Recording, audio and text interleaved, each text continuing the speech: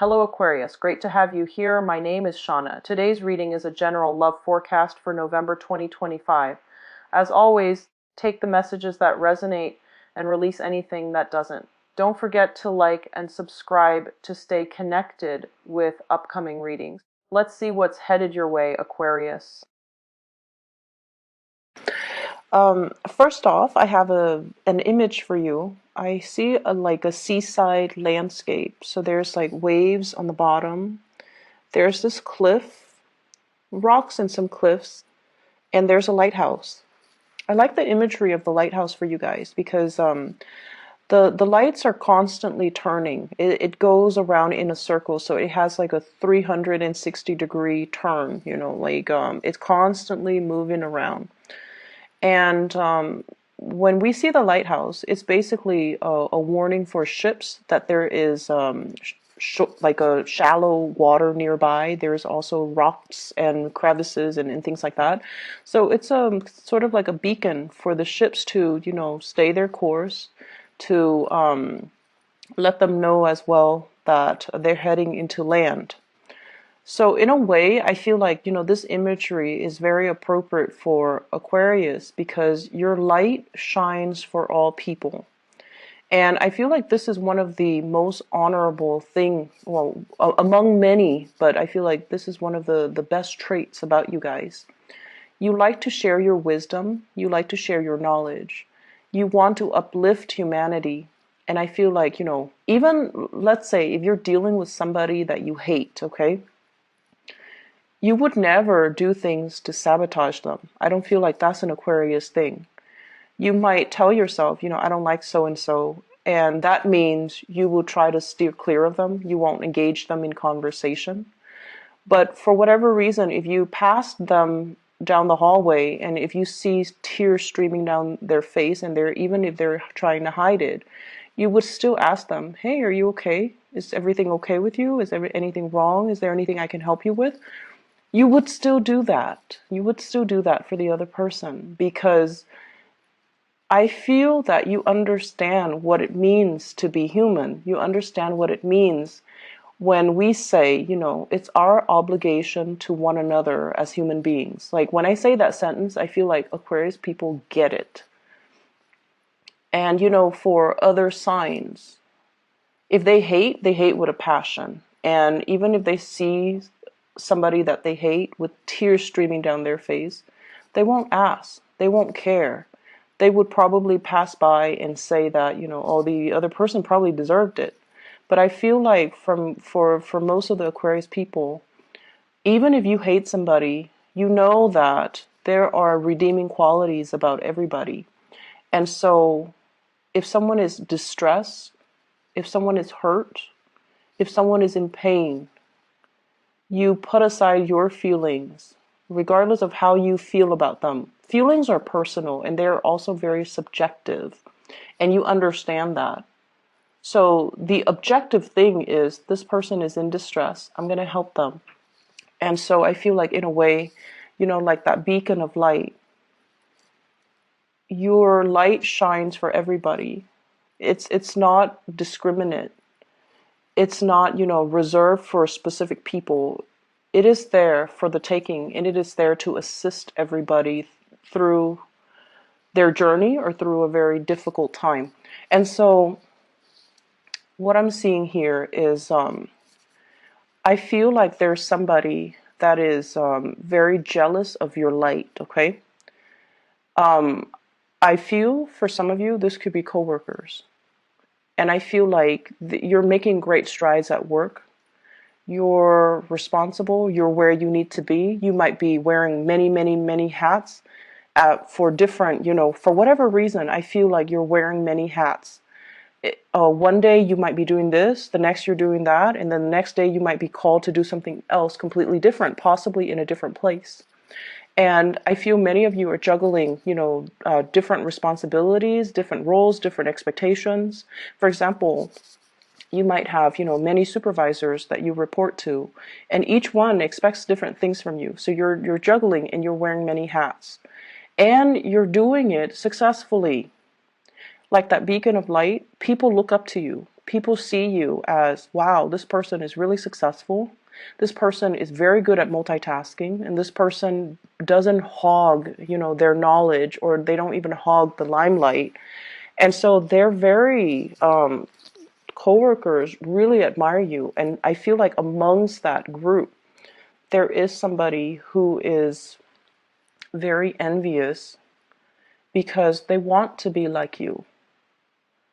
And I feel like in the past, there might have been, sabotage, there might have been subversion, there might have been lots of conflict between you and this person. It's almost like, they would make like offhanded remarks about the way you dress, the way you look, but they know that they could never touch the things that you do because people know that you do your work and you do it well. So I feel like there's some envy coming through from another person because their light seems to me to be very dim. Okay.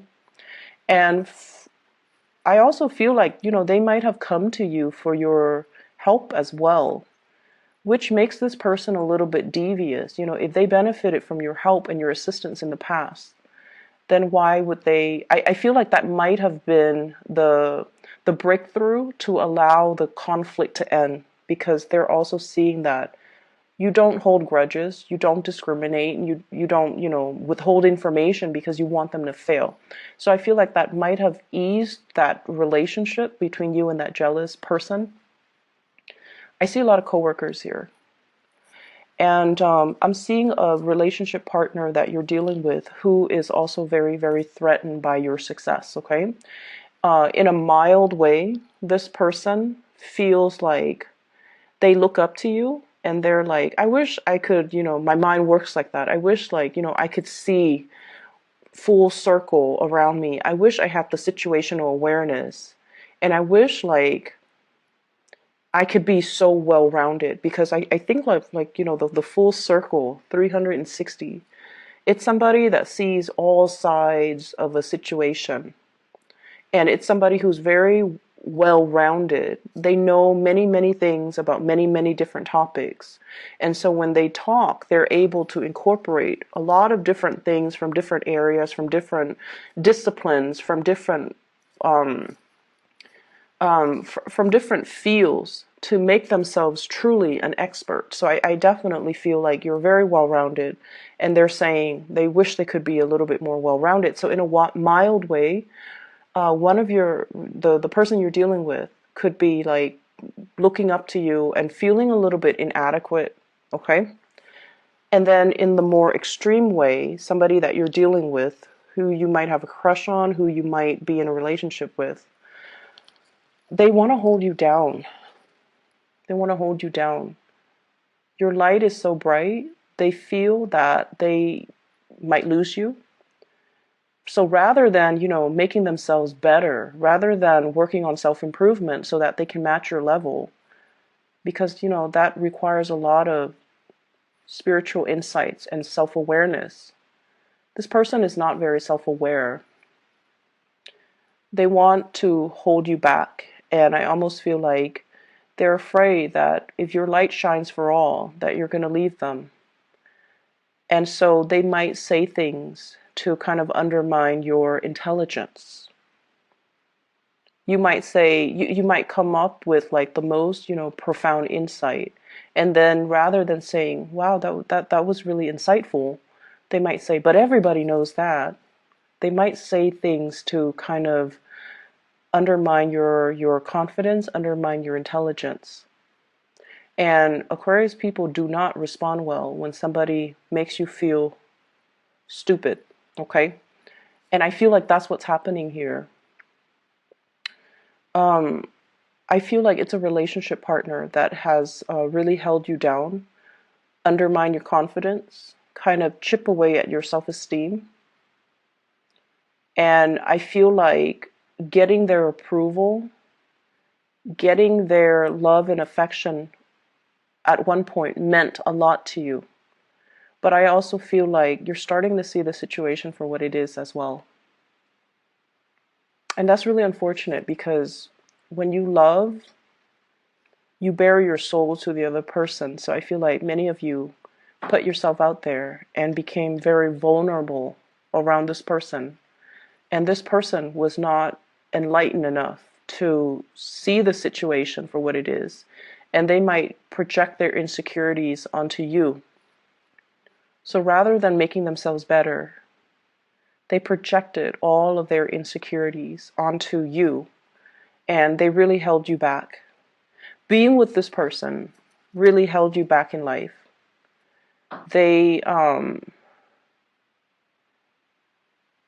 I feel like you felt like you couldn't make plans without them, and they stalled on purpose.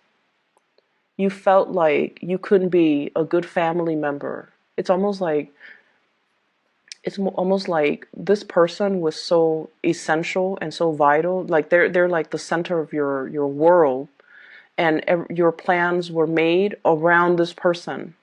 And you might have neglected your friends, you might have neglected your family members. And I feel like you started to see the ramifications of that.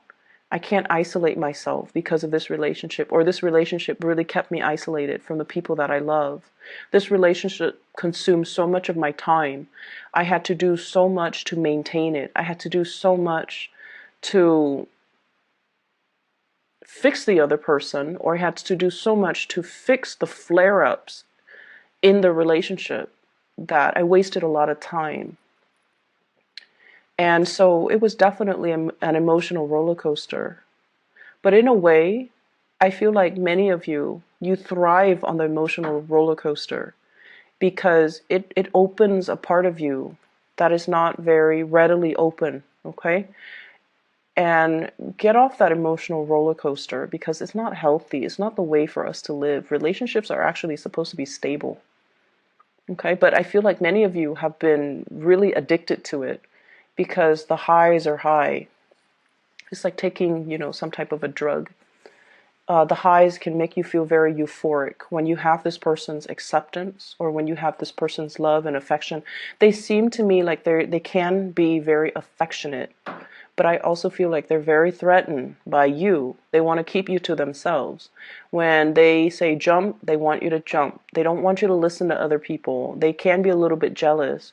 But the weird thing is, I don't feel like they show their jealousy in a normal way. So for example, let's say you're dating Joe and Joe is very jealous and you come home very late, after a girls' night out with your friends, and Joe is like sniffing you for, to see if there's like cologne on you from other men, okay? Or Joe is like gives you the silent treatment because he's jealous. Or Joe is all like, let me see your phone. So, those are kind of overt signs of jealousy, right? Like that's what we normally deal with. But I feel like this person acts like nothing happens. And then 3, 4, 5 days later, they're like, so, who's the new boyfriend you picked up a few days ago when you went out with your girlfriend? That's what they do. It's very, very covert, and it's like delayed response. And they had, those 3 days to kind of seethe in resentment or jealousy, and then they come back at very unexpected, inopportune times. That's what I'm sensing. And so I feel like, if somebody expresses that they're jealous right then and there, we can fix it. We can explain things. We can talk to them, and we can just kind of like alleviate the situation or nip the situation in the bud right then and there. But if they wait, when you're like busy doing other things, when you're just like, what are you talking about? When you don't even remember what happened, then it's really hard. But I feel like this is this person's tactic, and that's what they do. So there has been a lot of conflict here. We have the Five of Swords. Five of Swords is nasty conflict. This is like winner takes all, This is sort of like fighting dirty, saying things that hurts the other person. It's like using your weakness against you. And winner takes all. One person has all the jewels. One person has all the jewels. The other person is left with nothing. It's like there's no comeback. And there has been an end to this because I feel like for many of you, this is a person from the past. but I also feel like it's somebody that you're dealing with presently.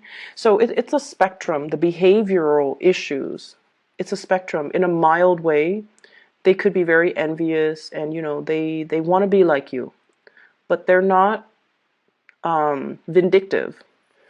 But on the opposite end of the spectrum, on the extreme end, like I mentioned before, they could be manipulative, calculating, and vindictive, and very, very controlling. Four of Coins, refusing to let you be. They cling on to you. They hang on for dear life, and they want you to be a certain way. And when you're not a certain way, they might, withdraw their love and their affection. So I feel like there's a really strong, like, maternal, paternal vibe. And I feel like you're dealing with somebody that might be a little bit older, and there might be generational expectations of what, relationships should be. That's also something you might want to think about as well. If you're dating somebody who's different from you ethnically, there might be cultural expectations of what, and, for my heterosexual viewers, there might be cultural, generational expectations of what gender roles are supposed to be like. Women do this, men do that. Okay, and then for those who are not in a heterosexual relationship, there might also be that cultural expectation and the generational rift regarding what is appropriate. So someone feels threatened by your light, and I just keep sensing this element about you. It's not going to get to you, Aquarius. This is you. This is the epitome of the Aquarius person. You shine your light. You have your own truths. You have your own personality. You don't deviate from what you like and what and pretend like you like something else. You're not going to change yourself for another person. You're content and happy with the person that you are. And you're not going to change for another person. And that's what's really threatening to this person about it. As much as you love somebody, you're going to be authentically you. You're not going to, for example, if you hate ballet, you're not going to pretend like you love it and go to a, ballet recital or whatever they call them, performance. That's just not you. And I feel like the other person is trying to change you, or they have, like, in their head, they have this vision of you and they're trying to mold you to that vision. And I don't even feel like you're resisting. I feel like you care about this person's approval, and you try and try and try. But there's always something that you do that is unique to you that irks the other person. So it's like you try and you accomplish it, but then, but that's not you. So it's not going to stick if it's not you.